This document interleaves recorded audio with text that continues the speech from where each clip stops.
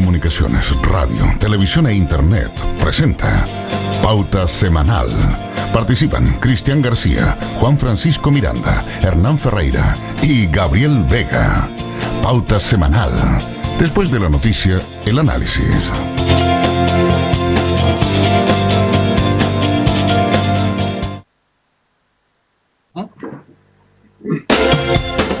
Muy buenas tardes, queridos auditores televidentes de Polar Comunicaciones. Soy Juan Francisco Miranda y me acompaña como toda la semana Eduardo Manzanares, Gabriel Vega y Hernán Ferreira para analizar el acontecer regional y nacional. Semana de fiestas patrias, el día ya 18 de septiembre, un aniversario más de nuestra independencia, pero no podemos dejar de iniciar este programa reiterando el llamado a la responsabilidad. Yo quiero señalar que el día de ayer, después 17 de septiembre, 230 contagios de un total de 850 exámenes que se hicieron. Es algo súper importante, la positividad de un 27%, aproximadamente de 3 personas que se hicieron el examen, uno de ellos está con coronavirus. Mientras en el resto del país la tasa, ¿cierto?, de positividad no supera el 5%.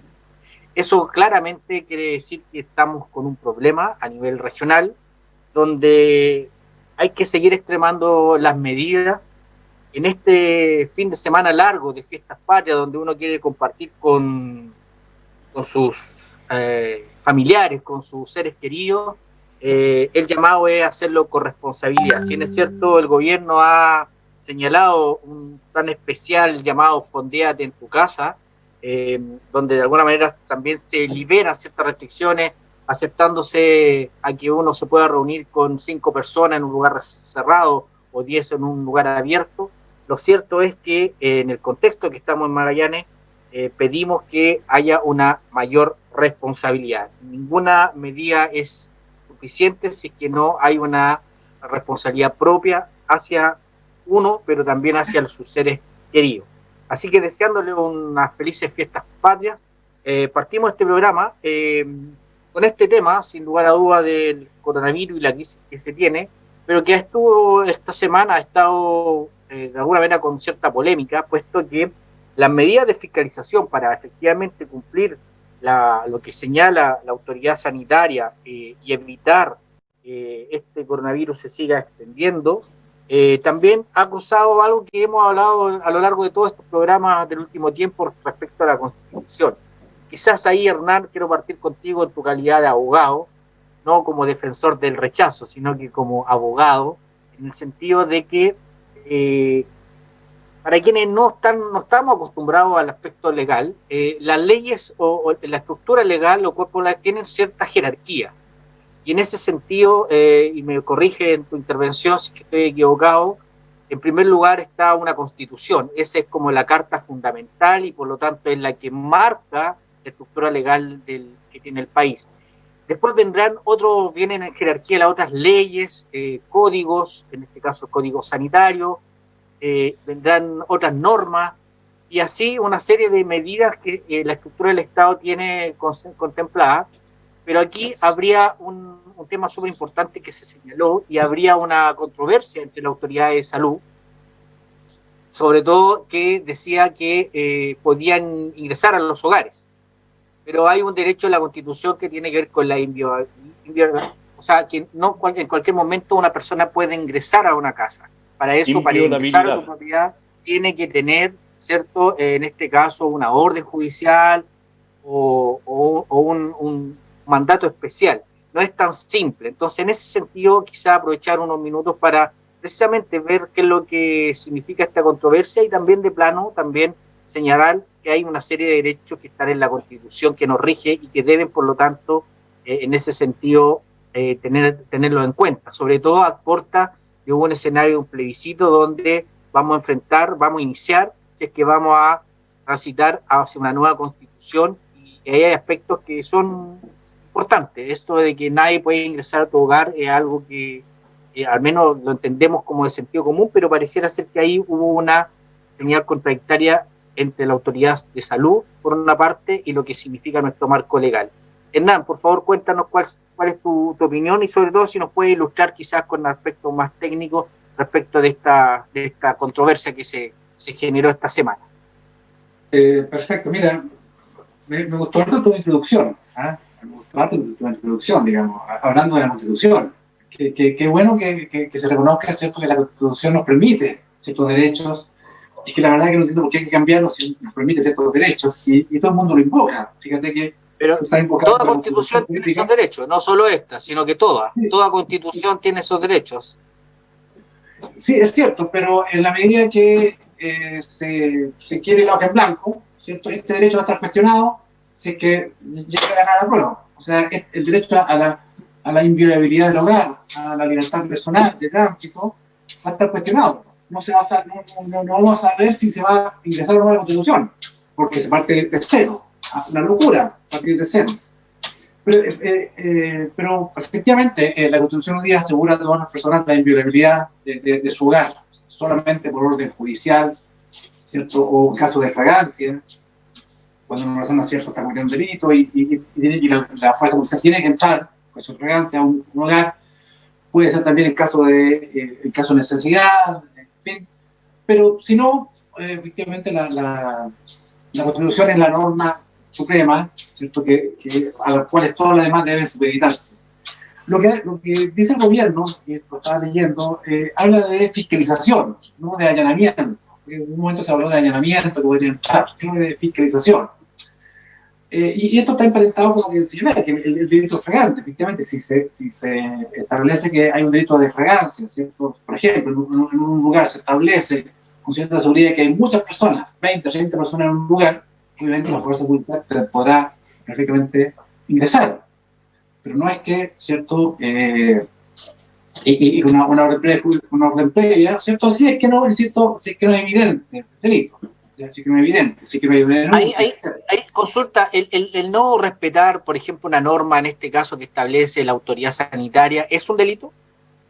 No está. Puede efectivamente constituir un delito, ¿cierto?, para la salubridad pública, ¿cierto? Estamos claros que también hay multas, que son fuertes, las multas son fuertes, pero efectivamente puede constituir un delito para la salud pública, ¿cierto?, porque es una fuente de contagio que sale de eso. Así que el gobierno habló de fiscalización y no de allanamiento, pero efectivamente está la norma constitucional que nos garantiza como derecho, ¿cierto?, y eso está en la Constitución, no debe cambiarse la Constitución, que la inviolabilidad de nuestro hogar, ¿cierto?, solo por orden judicial se podrá entrar. Creo que ahí hay como lamentablemente muchas veces hemos visto en este gobierno, y no solamente en otro, pero aquí ha sido especialmente notorio por lo delicado que ha sido el asunto, un tema comunicacional, que no se ha sabido comunicar lo que efectivamente se quiere hacer, y eso lleva a una lógica de discusión. Y brevemente, y esto lo emparento, fíjate, porque tú también en la introducción hablaste de las cifras magallanes, que son altas, son bastante, 27% de posibilidad, 5% en Chile, ayer tuvimos 230 casos, el promedio estaba leyendo 100 casos diarios, o sea, la posibilidad de que baje a casos cero o a casos mínimos, digamos, lo menos tendremos 3, 4 semanas más, quizás un mes, o sea, a una semana, o quizás en el plebiscito todavía estemos con una alta. Por eso yo he planteado, y la UDI Punta Arenas ha planteado, que este plebiscito en Punta Arenas debe suspenderse, en Magallanes, porque también está Natal y Juvenil, debe suspenderse, no están dadas las condiciones, y se gustaría que habláramos de seguridad, porque Cervel lo dice, si usted usa mascarilla, si usted usa guantes, si usted usa aquí que allá, no va a tener problema. Y si es así, entonces, ¿por qué no abrimos todos los locales comerciales? Usando las mismas normas del Cervel. Y más encima, ayer el Cervel nos dice, ¿sabe? Que si hay un contagiado en la fila, tiene derecho a votar. O sea, ¿qué señal que nos está dando? Pésima señal, Cervel, no es el gobierno, el Cervel, o por el mismo autónomo. O sea, y después, si se contagia mucha gente o hay fallecidos después del plebiscito, ¿quién se hace responsable? O sea, estamos en una situación delicada en Magallanes y el plebiscito debe aplazarse, no suspenderse, aplazarse en Magallanes para una mejor oportunidad. Eduardo, el CERVEL ha dicho que en realidad ir al plebiscito no tiene más riesgo, participar en el plebiscito, que ir a hacer unas compras al supermercado como lo ha hecho la población, en términos de respetar distancia y de manera ordenada. En ese sentido, uniendo un poco lo que ha planteado Hernán, que yo partí con la pregunta quizá un poco más conceptual, que es parte, diría, de lo que vamos a entrar en el mes de octubre. Yo tengo la certeza, bueno, en realidad no soy Yolanda Sultana como José Antonio Kast, que se las da de evidente, pero al menos existe la alta probabilidad de que gane el apruebo en el mes de octubre, así como están hoy día las condiciones. Por lo tanto, vamos a entrar a una discusión. Y si ganara el rechazo, eso no quiere decir que no tengamos que seguir discutiendo de hacer cambios en la Constitución. Aquí lo que está en juego es la modalidad, pero yo creo que no hay duda de que hay que hacer cambios en la Constitución en la que tenemos. Pero, y ahí es donde hay un tema de discusión que nunca lo hemos tenido, porque en el fondo subyace la discusión: ¿qué prevalece? Si mis derechos individuales versus el derecho colectivo, o si es que existe la figura de derecho colectivo o el bien común. Porque, por una parte, en este ejemplo, yo soy dueño de la propiedad donde vivo, no puede, sin una orden judicial, un agente del Estado ingresar a mi vivienda, pero si yo estoy siendo un foco, en este caso, de salud riesgoso, que puede afectar a una comunidad, es decir, afectar un bien mayor, ahí hay una contraposición entre qué es lo que es más importante. Y en ese sentido, hemos visto que muchos de los casos que no han sido resueltos de buena manera tienen que ver con que a veces el derecho, por ejemplo, a la propiedad está por sobre el derecho social o el derecho de una comunidad o de la sociedad. Entonces, en el fondo, al margen de nuestras propias defensas respecto a nuestras visiones, en un proceso constituyente, lo que se hace es, bueno, se hacen estas discusiones, se analizan y finalmente se delibera de cuál va a ser, en esta contienda de derechos, cuál es el más importante o es el más relevante versus el otro.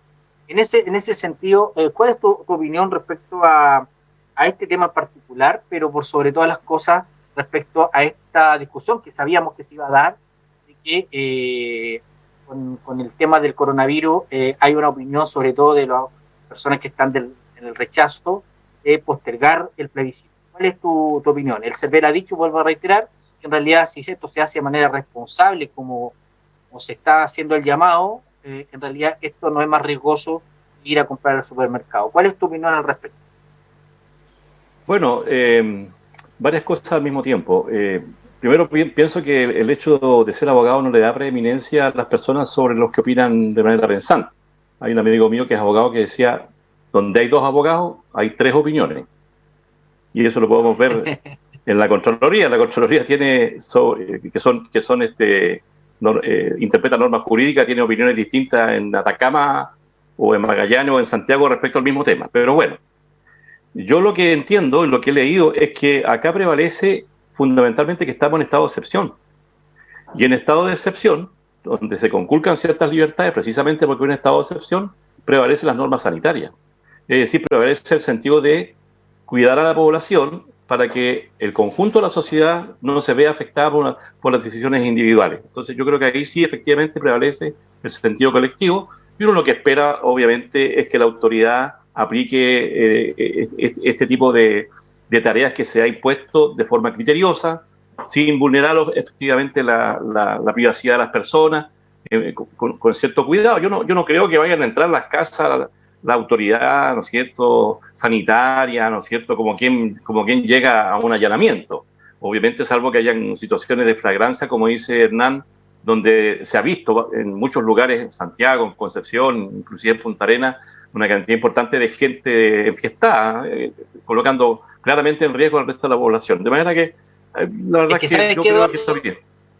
Eduardo, te interrumpo solo, es que ¿sabes lo que pasa? Es que aquí también hemos visto en el último tiempo que está en crisis la confianza. Entonces, cuando tú ves que la autoridad, por ejemplo, policial, frente a un delito común o una falta administrativa, como de repente hemos visto cuando se le hace decomiso a comerciantes ambulantes, pero sin embargo en otros actos que también atentan contra la libertad, contra las leyes, no se les ve de igual manera actuar. aquí deja la duda de que, claro, probablemente vamos a tener una noticia de la fiscalización en algunas viviendas y no vamos a tener la fiscalización necesariamente donde efectivamente hay mayor daño. Entonces aquí sí, pero ahí tengo confianza en la autoridad sanitaria. La mayoría, o sea, hoy día parte de lo que hemos logrado resolver, quiero hablar un poquito del tema del COVID, es porque los equipos de salud realmente han estado a la altura de los acontecimientos y todo, y más aún todavía. De manera que si hay una mixtura entre la autoridad sanitaria, que es la que en definitiva tiene como obligación hacer cumplir la normativa, no creo que las fuerzas de Carabineros vayan a actuar de forma indebida. Esa es mi opinión. Y quiero hacer esta salvedad en el sentido de que no me gusta a mí confundir la actuación que han tenido las fuerzas especiales de Carabineros, que es un organismo prácticamente dentro de Carabineros distinto al Carabinero común y corriente, del cual yo tengo el mayor de mi respeto. El Carabinero que está siempre acompañando a la comunidad, no es visible confundirlo con este otro tipo de Carabinero, ¿no es cierto?, que es el que actúa en las protestas, el que ha tenido todos los inconvenientes que son hoy día ya reconocidos a nivel nacional y mundial respecto a la violación de los derechos humanos. Pero quiero referirme al tema del COVID, fíjate. Porque efectivamente un hecho sustantivo que está ocurriendo hoy día es que nosotros hoy día tenemos más de 12.000 muertes en este país, sin considerar a los sospechosos, que la OMS claramente ha advertido que tiene que ser considerado. Si incluimos a los sospechosos, yo creo que pasamos los 15.000 muertos, que es una cifra más alta del mundo. Más alta del mundo. Hoy día, estoy leyendo acá, estamos en el lugar número 11 en el total de casos. Somos el sexto país con más casos por millón de habitantes. Y ocupamos la posición 17 a nivel mundial en muertes por millón. Y esto lo voy a asociar al tema de la acusación que hay hoy día contra el ministro Mañalich, o que pretende ser una acusación. Es decir, la actuación de la autoridad sanitaria a nivel, ¿no es cierto?, más alto, es decir, el ministro, está hoy día en cuestionamiento. Yo creo que nadie está hoy día en condiciones de decir si cuánto se equivocó o cuánto anduvo de bien la estrategia que se usó en su momento. Yo tengo la impresión que no estuvo tan bien por la situación que estoy mencionando, ¿no es cierto?, en qué lugar estamos en el muerte. Siempre yo advertí y leí que lo importante finalmente es la cantidad, la gente que se muere.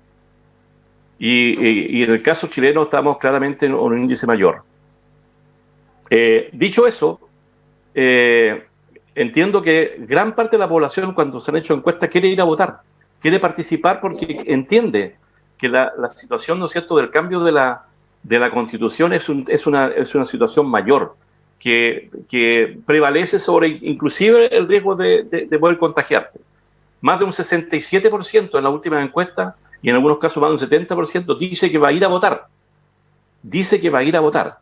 Es decir, tienen convencimiento que la naturaleza de lo que se está tratando, ¿no es cierto?, en el tema de la Constitución es tan importante que a pesar de los riesgos que pudiera significar, van a ir a votar, como ha ocurrido en otros países también. Dicho también, la situación de Magallanes no es la situación del país, claramente. En Santiago se están desconfinando una serie de comunas en las grandes urbes. Por lo tanto, yo creo que esta preocupación que tiene la UDI fundamentalmente y algunos personeros de derecha, tiene que ver más bien con la sensación de que van a ser derrotados de una forma mayoritaria en el plebiscito. La derrota que va a sufrir, ¿no es cierto?, el rechazo particularmente, es de tal magnitud que el temor que tiene la UDI es que todo el andamiaje que crearon y que desarrollaron durante tiempo para hacer que la Constitución estableciera las normas sociales y económicas y políticas de este país se vaya al tacho. Y eso es lo que los hace pensar hoy día que hay que tratar de aplazar, que hay que... Ojalá no sea el plebiscito, si francamente eso es lo que están planteando los sectores más de extrema derecha de este país. Yo creo que finalmente se va a hacer el plebiscito, que la gente va a ir a votar, que nos vamos a cuidar, que vamos a estar con mascarilla, que las autoridades en los recintos de votación van a tener los cuidados suficientes para que se lleve a cabo esta votación de forma segura, y yo creo que después del 25 de octubre vamos a tener una forma distinta de mirar al país, que yo creo que es lo que quiere la mayoría de la gente. Gabriel, me imagino que desde tu mirada también preocupada por lo que está pasando en Magallanes, tu opinión respecto a cómo avanza esto y en ese sentido si sigue habiendo un error comunicacional del gobierno, como lo insinuó Hernán, lo cierto es que en Magallanes tenemos que estar todos preocupados y seguir insistiendo en el llamado a la responsabilidad. ¿Cuál es tu mirada? A ver, son varios temas. El primero es claro, que efectivamente el tema sanitario está bastante complejo en la región y no se tiene una capacidad fiscalizadora tal como para llegar a todos lados, y eso no es culpa ni del Estado, nunca la va a haber, nunca va a haber control sobre toda la ciudadanía, ¿no? Y si es que estamos en un estado excepcional donde se privan ciertas libertades, es por proteger la vida y la salud de las personas. En ese sentido, lo que entiendo que apela el gobierno es a la capacidad de autorregularnos, y en esa autorregulación también está la posibilidad de la denuncia del ciudadano que advierte que se están incumpliendo las normas de protección de la vida y de la salud. En ese sentido, la autoridad pudiese fiscalizar, así como lo hace siempre, y no en estado de excepción, ante casos de violencia intrafamiliar u otros delitos flagrantes o otras faltas flagrantes que se adviertan.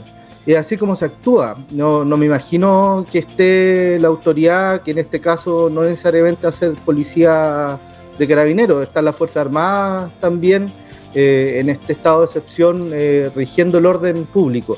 No creo que pasen casa por casa contando cuánto hay. No va a hacer eso, sino que ante la flagrancia, ante la evidencia pública y ante la posibilidad de denuncia. Aquí hay que separar el derecho individual de alguna posibilidad de derecho colectivo. Yo entiendo de que que cualquier catálogo de derechos que tenga un país es que respete la individualidad, le está otorgando dignidad a la persona. Yo no entiendo en un colectivo o en un grupo de personas alguna cualidad como la dignidad. La dignidad es propia del individuo, de la persona. Por lo mismo, toda regulación, norma o de hecho, lo que hoy valida la Constitución y que no me da miedo discutirlo en una posible nueva Constitución que se pueda ejercer, que se mantenga ese derecho a la libertad, a la propiedad, a la vida, derechos muy propios de las sociedades occidentales actuales, que son sociedades liberales y demócratas. Pero yo partiría de eso. Cualquier catálogo de derechos son parte de la dignidad de un individuo. La sociedad no es justa, la sociedad no digo que no lo sea, pero esas son cualidades que le pertenecen a los individuos.